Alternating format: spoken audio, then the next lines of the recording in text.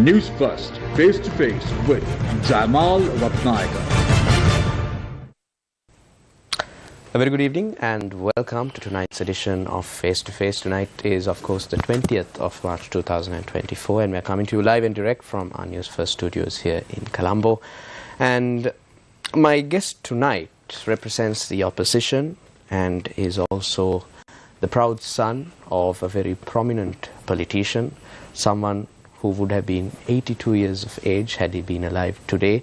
It is the 82nd birth anniversary of the late Mr. Gamini Dissanayake, and tonight on the show I have one of his sons joining me to discuss all things politics and so on, Mr. Mayantha Dissanayake of the Samagi Janabalawege. A very good evening to you, Mr. Dissanayake, and thank you for joining me this evening on a very emotional day for you. It's been a few months, but I'm very happy to be back here and having this discussion with you. Thank you for giving me the opportunity. Certainly.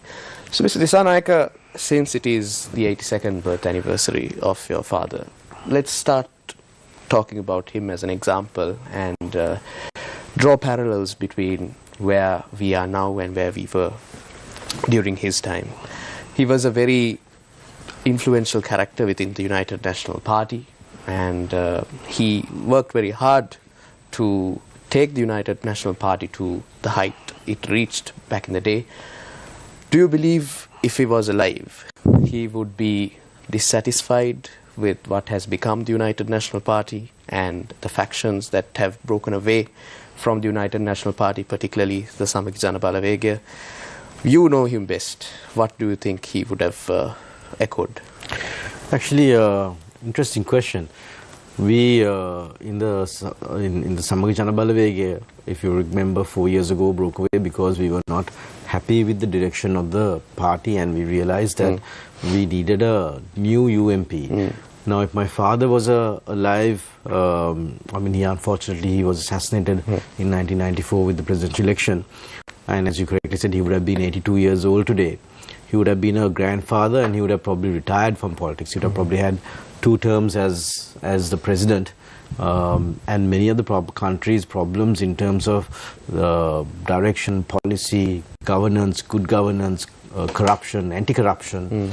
My father would have been pivotal in terms of putting this country right in terms of the right track, in terms of the development, in terms of what you want to do, because his track record, if you go to talk about people's track records, and is specifically for how he did the Mahavali, how he got a project that was 30 years planned, and again I must Mr. Raj Mahendran also played a pivotal role in supporting my father. I must remember him very fondly, and the organization, especially in terms of the cricket, and helping my father in his political journey and things. So I fondly remember Chairman Uncle Kili, we used to call him, Mr. Raj Mahendran also. But reflecting on a day like today, on his birthday, as I said, he would have been a grandfather, he would have been retired from politics, he would have played the role of a senior statesman in the country, but a lot of the things would have been set right. So I think in terms of platforms, the centre-right platform would have been much stronger. The UMP would have been a party that, the party probably like Singapore in terms of Lee Kuan Yew's party, where once you prove to the people that you can look after the country and the country's people and the country's children, the future of the country is in good hands, then you look at people voting for you and keeping you in power. Right. So coming back to the present day, if you take matters in Sri Lanka economically and also what is happening in Parliament, everything is in turmoil. We see the chaos at the COP, we are seeing the no confidence motion against the Speaker being debated. Amidst all of this, the Samagi Janabalawege is playing a pivotal role in all of this. When it comes to the COPE resignations, yes, Member of Parliament Dissanayake was the one who sparked the wave of resignations, but members representing the SJB who were named in COPE, namely Eran Wickramaratne, Nalin Bandara Jayamaha, Hesha Vitanage, they have also resigned, and they are... Actually, I must correct you there. It was actually Honorable Eran Wickramaratne who resigned first. Right, okay. That sparked all the other parties, the opposition parties, and their MPs talking about, look, there is no point in being in a in COPE, which is it's there to look at primarily government expenditure and corruption and the government institutions and stuff like that. So there's no point. Principally, it's not a personal against anyone. Principally, no point being working in a permanent committee of Parliament where the person who's chaired it has been nominated by the government, who have many allegations, rightly or wrong. I'm not here to debate that. Yes, you're not to degenerate. But he has many allegations against him. So all that the opposition is saying is appoint someone who doesn't have any allegations, right or wrong. Appoint someone who can really steer. That's why we nominated from at that time Honorable Eran Wickramaratne. Right. And later on, this time around, we supported Gamini Malebodas because he's a new MP who has a background in economics, who can who's steer the committee. Yeah. So we felt in that way, and because of that, the opposition MPs felt that there is just no point in hanging around this committee. Again, coming back to corruption and anti-corruption, I'm not again here to debate whether they are corrupt or not, but the fact remains that there are allegations, and because there are allegations, and when you have a standing committee like COPE and COPA and even public finance for that matter, you must choose the MPs to reflect Parliament and reflect the work that is being done in the Parliament. Yeah, and work that, because we are calling in officials and questioning them on their good practices and how they govern their institutions. So there can't be in a situation where someone turns around and says, "Oh, Honorable MP, how dare you question me?" Because you also have allegations and past that can. So it's best that as Parliament goes, and Parliament is the supreme body representing the people's will. As Parliament goes, you must have people who are integrity. That's right. Right. So, sticking to parliamentary affairs, the no confidence motion that was also sparked by the Samagi Janabalawegaya being debated in Parliament, and the vote will be held tomorrow, if I'm correct.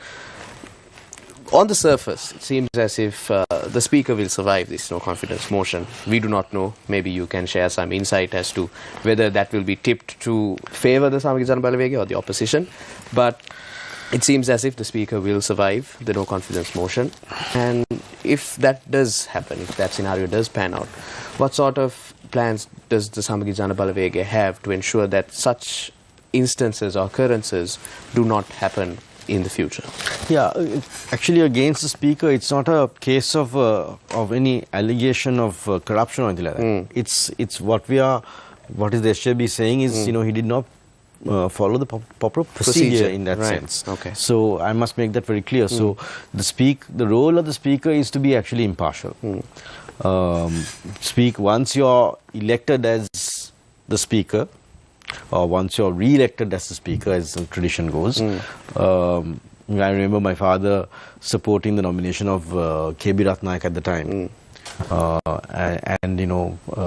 He was elected unopposed, and the UMP did not oppose it, the UMP supported it. So once you're elected as the Honourable Speaker, you no longer have a political party. You have to look at the right and the left. You have to give equal opportunities to both sides of the House. So this feeling that the opposition has been feeling for a while, that the Speaker is swayed by the government majority, is something that has sparked this, rightly or wrongly. Again, I'm not here to pass judgment. Certainly. Rightly or wrongly, that has sparked this motion of no confidence. And clearly in terms of the certain bill, which is the media bill,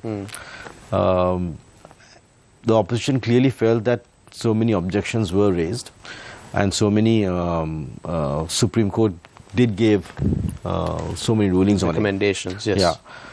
We felt that the Speaker should have taken more care before he signed the document. Yes, it is an automatic function of the Speaker to ratify a bill passed in Parliament. Certainly. But we felt that one of the requests that we made is to hold on, don't immediately rush to sign this bill. Right.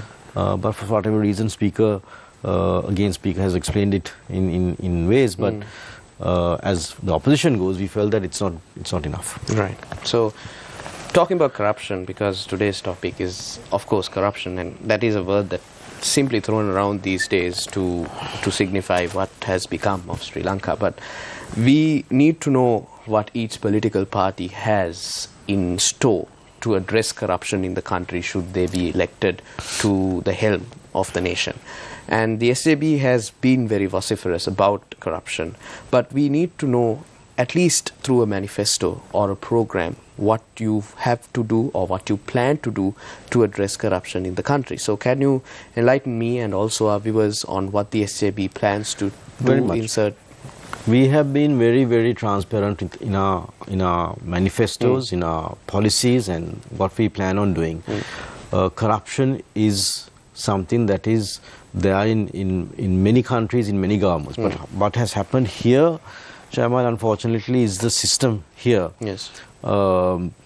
Because I'm talking about the electoral system, the election system, how MPs and all are elected. It's not a case of rampant corruption within Parliament. Because if you look at our budgets, majority of the budget is on recurrent expenditure. Yes. You're talking about 85, I think up to about 90% in terms of the recurrent in our budgets are recurrent expenditure. So you can't really steal from the pensions and the salaries and stuff like that. So it's not that. We need to get into a situation where a system is put in place where everything is actually transparent. Yes. Today the people are having doubt whether, what's happening with their taxes, what's happening with their pensions, what's happening, so you have to, from a tender to buying of a medicine to everything else, because for some reason, whether it's the political leadership or whether it's the government servants or whoever it is, they have got the system wrong. There's something fundamentally wrong in the system, and we in the SJB plan on bringing forth our policies. Now we have also brought out our economic policies in terms of the blueprint. Yes. But before the next presidential election, we would have policy statements in a document as to how we are going to battle corruption, especially in terms of IT. One of our solutions is that we will have a IT solution, because if you, for example, like the Estonian model, or even in Ukraine for that matter, you have using the digital technology available from birth to your death certificate, so everything in between, in terms of an app, and be very transparent. Whatever the government is doing now, the government is again in a lot of trouble in terms of energy that they're trying to, with the Adani group, in the Mena Basin. Yes. Windmill farms and whatever. Renewable energy projects. Renewable energy project is in a lot of trouble. People are questioning, how it's going to impact our economy, how our power generation is going to be, and also in terms of, is this another deal? Is the Adani group getting another deal? And of course, they're also talking about the environmental impact of it. So migratory birds, so many. All those things, I think, if you have a system here and if the government implements it, where it is online, it is transparent, people know, right? So there is no, hidden, in Sinhala they say, kule wahala gahana. There are no fly-by-night agreements. It has to. So the SJB is committed, and we have seen the past, and we know what the people are expecting in terms of the anti-corruption things that we have to do. So we have a group. Okay. I am also part of I'm actually heading that group to bring about the digital transformation of this country when the SJB comes into power.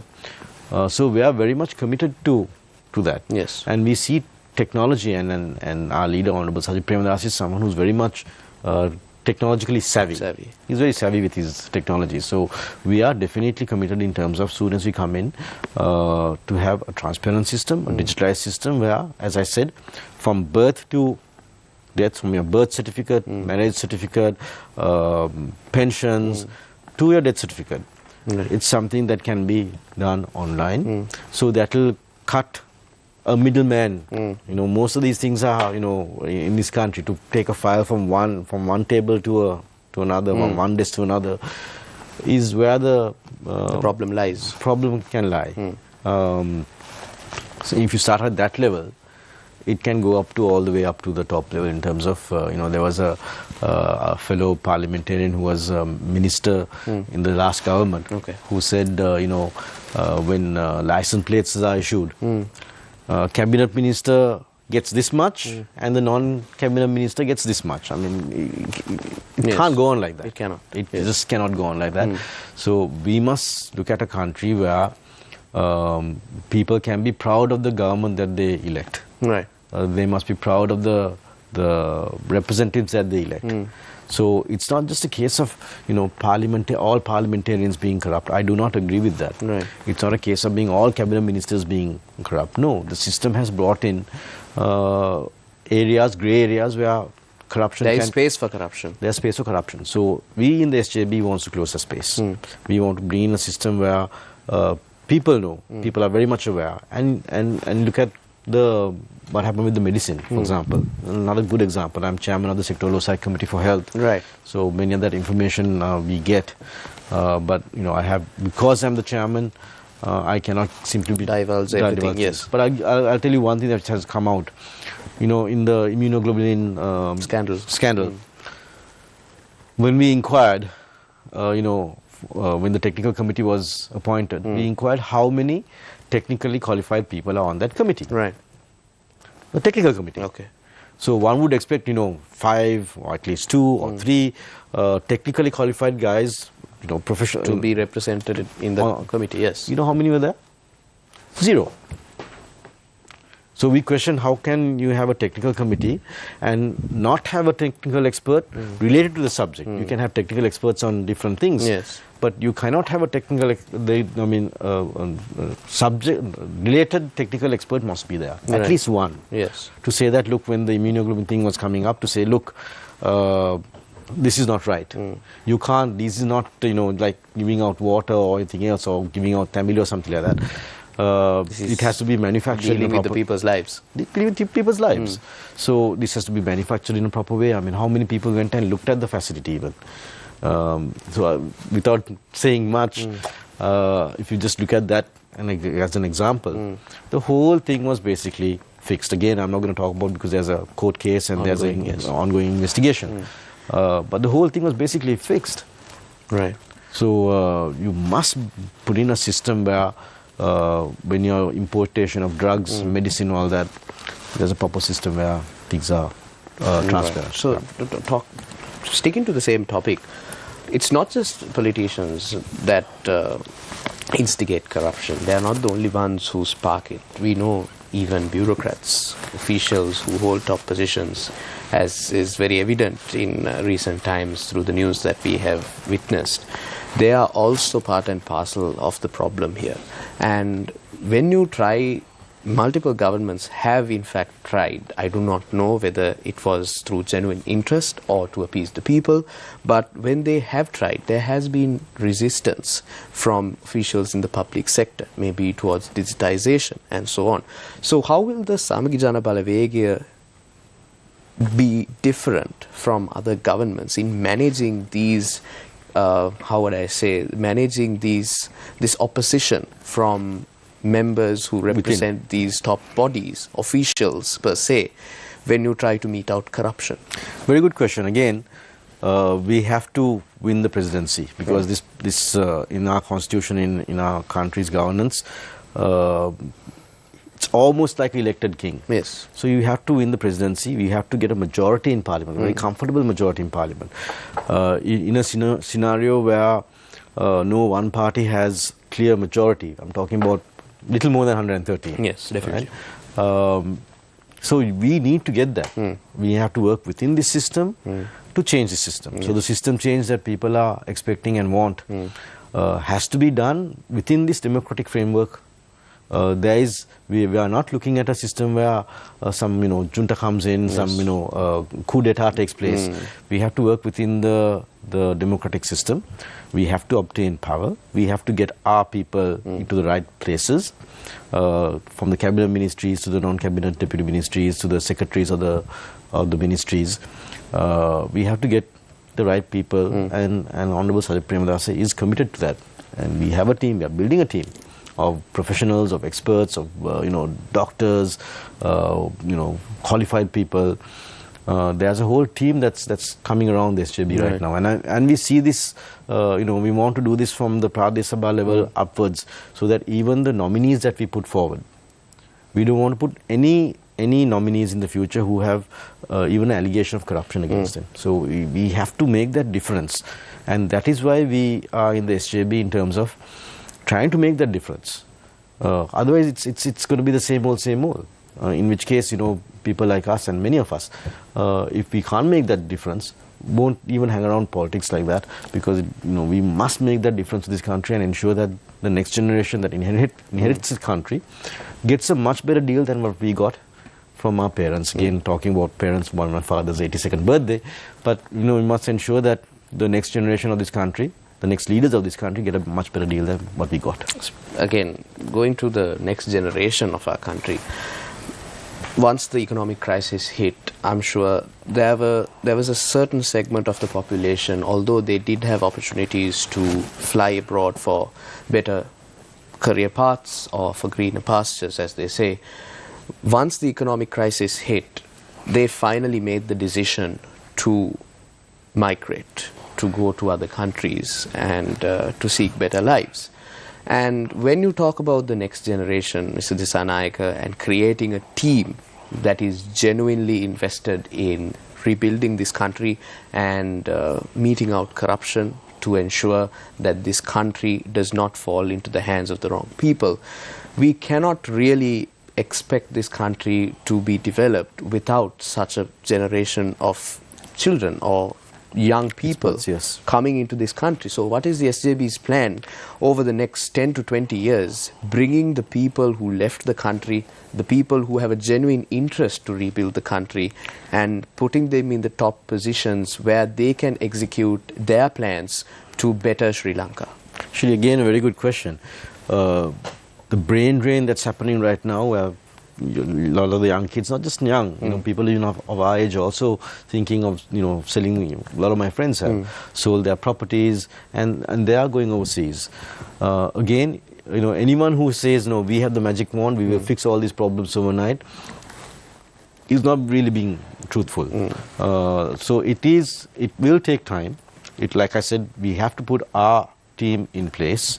We have to work this country back. I mean, if you look at the brain drain that took place in the 70s, a lot of people left the country. But at the same time, rightly or wrongly, the UMP was able, with the 77 government, 78 government, with the Mahavalis and the crickets and the bringing Sarnabhumi and the housing schemes and stuff like that, the development that took place and opening of the economy, brought a lot of them people back.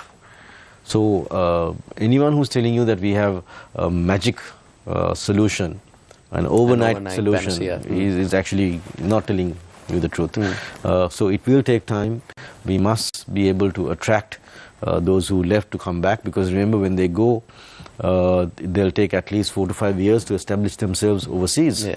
But we must ensure that the young doctors that are leaving, the young professionals that are leaving, the young kids who are going overseas to study and have no plans to come back, that we start fixing this country so that they in turn can also look forward to coming back and play a role in developing this country. Because I urge the young generation, the next generation to, I can't tell them, please don't go abroad now.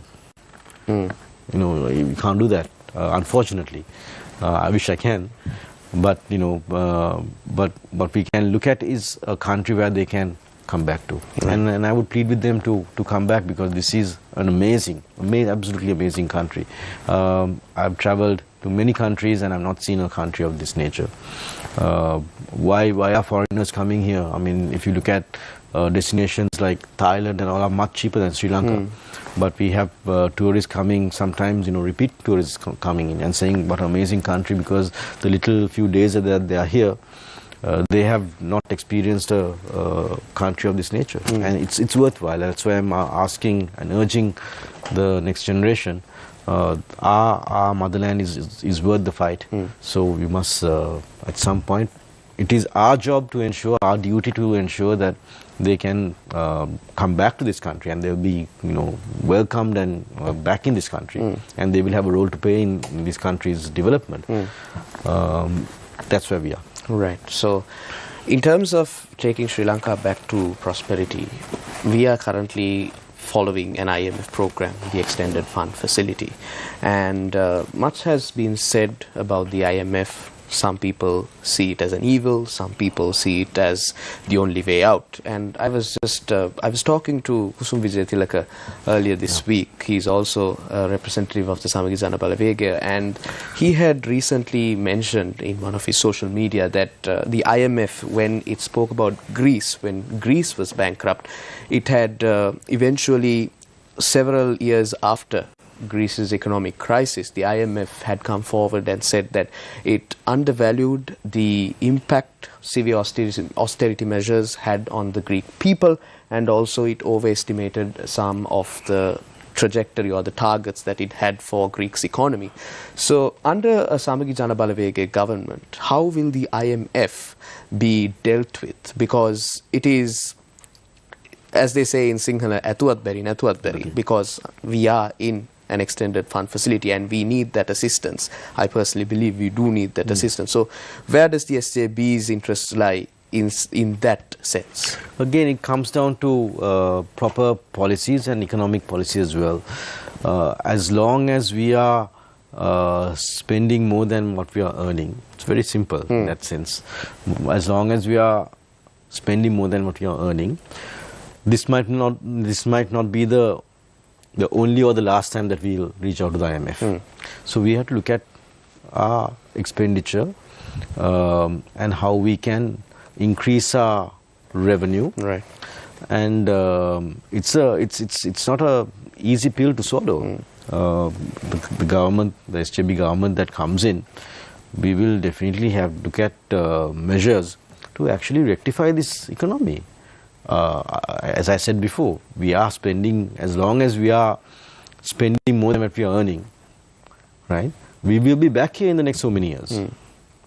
So there has to have a government, a proper team that will look at the economics of this country, look at the and taxing. No matter how much you tax the people of this country, again comes back down to a very simple argument. As I said, as long as you spend more than you earn, and we are doing that now.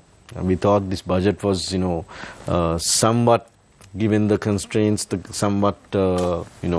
government was working with. Still, the government is still spending a lot of money, and spending more money than they are earning. That's the end of the day. So at any even on any corporate sector, it can be the smallest company, they are spending more than they are earning. At some point in time, again they will be bankrupt. Right. So and we have certain ministers who are very valiantly claiming that millions of rupees of losses that certain state-owned enterprises have incurred are going to be absorbed by the government, and eventually those losses will also be paid for by the taxpayer, you and I, and the viewer that is joining us from home. So where does the Samagi Jana Balawegaya lie when it comes to being truthful with the people? Because that is something that the people of Sri Lanka have been robbed of. They are disillusioned every now and then. There is a lot of duplicity in the country, and the people want leaders who are transparent. We saw even the president, as soon as he was appointed, his Twitter page was quite active, but now we barely see a tweet coming out of the president's official account. So where does this fit in with the Samagi Jana Balawegay's plan? Yeah, again, you have to look at a government that or a team that will come in that will actually take stock of where the country is. Right. If you try to hoodwink the people and form governments and do things behind, without being transparent, as I said, it's going to come back threefold to bite you. I think that's basically what's happened with this government also. As you correctly said, when the government started under His Excellency Ranil Wickremesinghe, Honorable Ranil Wickremesinghe, many things were being said, and but we found later on, as things go on, it's the same old scenario. So if we want to, I always believe that it's easier coming into government than staying in government. Right, certainly. So you can come into government giving many promises, right? Certain centre-left parties are doing that, like the NPP is actually doing that. They are waving the magic wand and saying, we have solutions to all your problems. Just give us the vote and trust us and forget about it. We'll take care of everything. It's not going to be easy. That's the short answer to it. Right. You have to be transparent. You have to have a plan. You'll have to have a short-term, medium-term, long-term plan to fix it. And if you do want to remain in power and come back to power, you have to go with that plan that people will accept. And it's a bitter pill, but people will have to.